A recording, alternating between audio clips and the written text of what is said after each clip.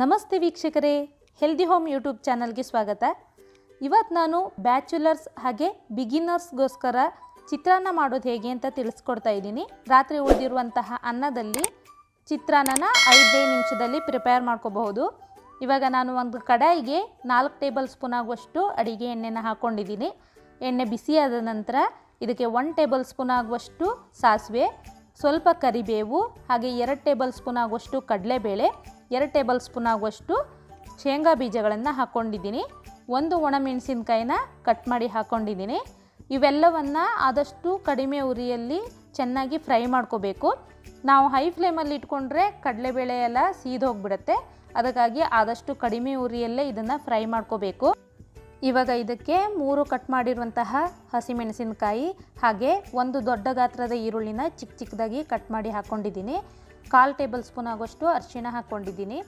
ಈರುಳ್ಳಿ ಚೆನ್ನಾಗಿ ಸಾಫ್ಟ್ ಆಗೋ ತನಕ ಇದನ್ನು ಕಡಿಮೆ ಉರಿಯಲ್ಲೇ ನಾನು ಫ್ರೈ ಮಾಡ್ಕೊಳ್ತಾ ಇದ್ದೀನಿ.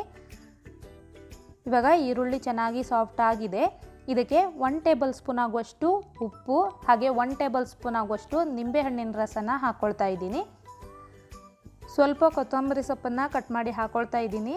ನೀವು ಇದನ್ನು ಲಾಸ್ಟಲ್ಲಿ ಕೂಡ ಆ್ಯಡ್ ಮಾಡ್ಕೋಬಹುದು. ಇವೆಲ್ಲವನ್ನು 1 ನಿಮಿಷ ಚೆನ್ನಾಗಿ ಮಿಕ್ಸ್ ಮಾಡ್ಕೋಬೇಕು. ಇವಾಗ ಇದಕ್ಕೆ ನಾನು ರೈಸ್ ಹಾಕ್ಕೊಳ್ತಾ ಇದ್ದೀನಿ.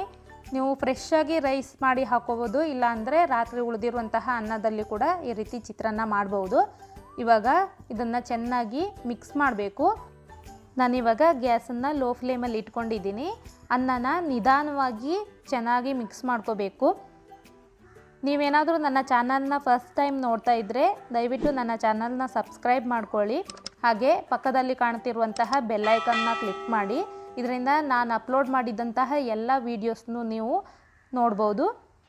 ಇವಾಗ ಅನ್ನ ಎಲ್ಲ ಚೆನ್ನಾಗಿ ಮಿಕ್ಸ್ ಆಗಿದೆ. ಚಿತ್ರಾನ್ನ ರೆಡಿಯಾಗಿದೆ. ಚಿತ್ರಾನ್ನಕ್ಕೆ ಕಾಂಬಿನೇಷನ್ ಆಗಿ ನಾವು ಚಟ್ನಿ ಮಾಡ್ಕೋಬೋದು. ಇಲ್ಲ ಅಂತ ಹೇಳಿದ್ರೆ ಹಾಗೆ ಕೂಡ ಇದನ್ನು ತಿನ್ಬೋದು. ತುಂಬಾ ಚೆನ್ನಾಗಿರುತ್ತೆ.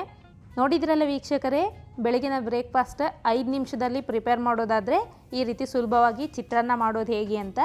ನಿಮಗೆ ಈ ರೆಸಿಪಿ ಇಷ್ಟ ಆಗಿದ್ದರೆ ಖಂಡಿತ ನನ್ನ ಚಾನಲ್ನ ಸಬ್ಸ್ಕ್ರೈಬ್ ಮಾಡ್ಕೊಳ್ಳಿ. Thanks for watching.